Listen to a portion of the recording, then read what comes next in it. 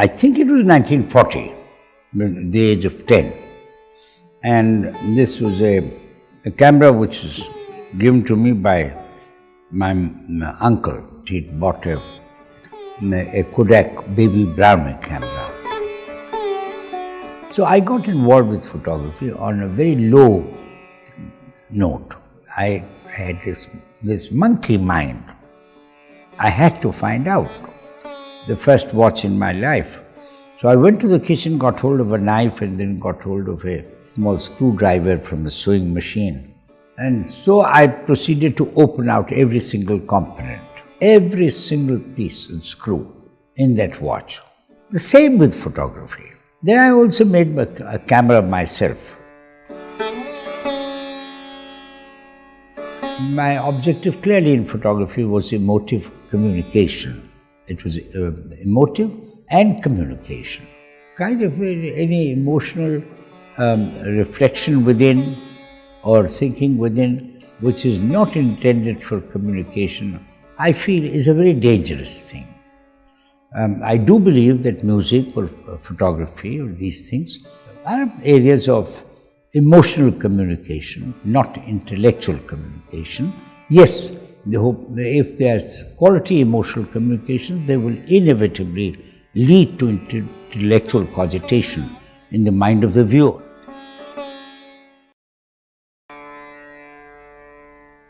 So I went into large format, 8 by 10 inches, 5 by 7 inches and 4 by 5 inches. Now these are very much modular, and as you can see they are anything but a clicking. You can't click away with this. So I moved on to the large format, and quite deliberately for the specific reason that I would have to slow down. I couldn't click with this camera. On an average, I still take about 45 minutes, sometimes much more, to take one exposure.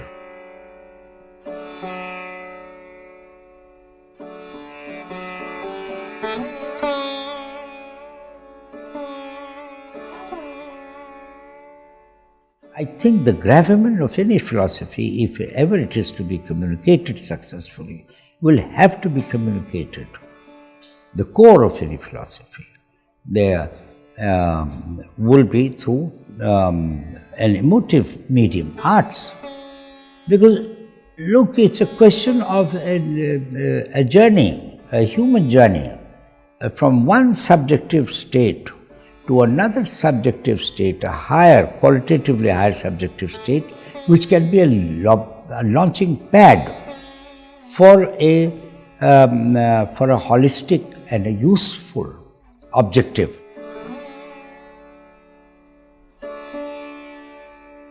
I have always felt that black and white was a bit akin to poetry. And whereas color was, I found, had a tendency to be prose-like. So emotive communication, black and white, I felt that because it is black and white, the colors are taken out of it, it is an abstraction. Now if it's an abstraction, then it lends itself to a symbolic language. And poetry to me is a language of symbols, not just imagery.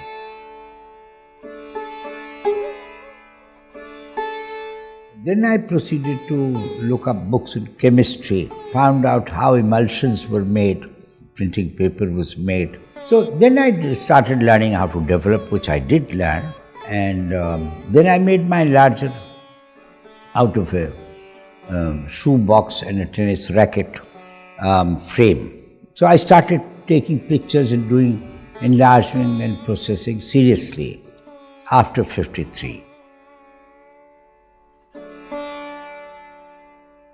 I do disagree with the current trends in photography, respectfully. If one does not have the emotional sanction to afford being indulging in art, one might as well not do it. This is a wonderful piece of machinery.